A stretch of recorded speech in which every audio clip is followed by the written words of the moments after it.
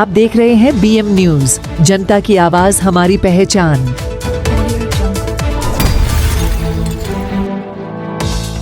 ये जो juvenile accused है यही गाड़ी चला रहा था और इसके लिए क्रोनोलॉजिकली जो एविडेंस जरूरी थे वो एविडेंस इकट्ठा किए गए हैं।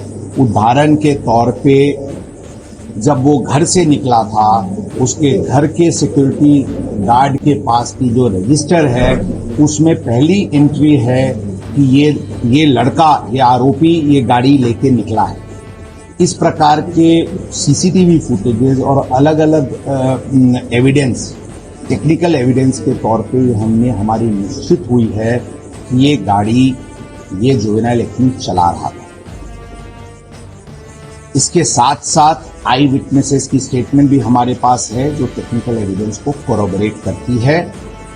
इसमें हमने बताया कि इस प्रकार की कुछ अटेम्प्ट घटना होने के कुछ घंटों में करने का प्रयत्न किया गया था कि इसमें ड्राइवर, ये एडल्ट ड्राइवर ये गाड़ी चला रहा था और ये आरोपी ये गाड़ी नहीं चला रहा था। इस तरह की बात सामने आ रही है। इसकी हम पूरी तरीके से तहकीकात करके जो भी इस प्रकार का प्रयत्न किया उसके विरुद्ध 201 IPC एविडेंस डिस्ट्रक्शन के तहत कार्रवाई की जाएगी। इंटरनल इंक्वायरी में कुछ लैप्सेस लोकल पुलिस स्टेशन के अधिकारी के बारे में आई है, उनके विरुद्ध जल्दी से जल्दी सख्त कार्रवाई की जाएगी। ब्लड सैंपल्स, शुरू में एक ब्लड सैंपल ससून हॉस्पिटल में नियम के अनुसार हुआ था, जिसको जो कि सुबह आरोपी को 9 के आसपास ससून हॉस्पिटल में गुना दाखिल होने के बाद भेजा गया था। वो गुना दाखिल होने के बाद ब्लड सैंपलिंग ली गई।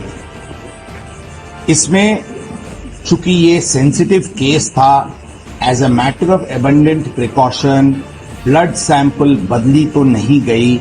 इसको एश्योर करने के लिए, इसको श्योरिटी के साथ वो करने के लिए शाम को इस आरोपी का एक और ब्लड सैंपल लिया गया था और दोनों सैंपल्स फोरेंसिक डिपार्टमेंट को भेजे गए हैं ताकि वो फर्स्ट सैंपल और सेकंड सैंपल एक ही DNA का, एक ही व्यक्ति का है, इसको निश्चित करने के लिए ये कार्रवाई की गई।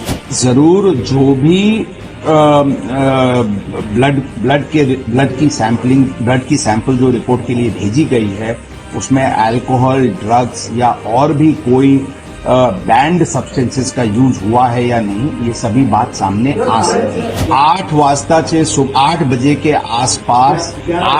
के आसपास इस प्रकरण में फर्स्ट जो 304 का FIR था वो रजिस्टर किया गया था। उसके बाद उसको सैंपल के लिए, उसको ब्लड मेडिकल एग्जामिनेशन के लिए भेजा गया था और जो एग्जैक्टली जो सैंपल कलेक्ट की गई है वो 11 के आसपास कलेक्ट की गई है। उसमें जरूर ये एक लैप्स ऑफ टाइम है, लेकिन मैं ये बताना चाहूंगा कि इसमें ब्लड के रिपोर्ट के ऊपर हमारा ये 304 IPC का केस टिका हुआ नहीं है। इन स्पाइट और despite the blood test report हमारी केस 304 IPC की है, जिसमें हम नॉलेज की बात कर रहे हैं कि आरोपी की जो कंडक्ट थी और जो सीक्वेंस ऑफ इवेंट्स था उससे आरोपी ये फुल नॉलेज में था कि उससे किसी की जान जा सकती है, इसलिए ये 304 IPC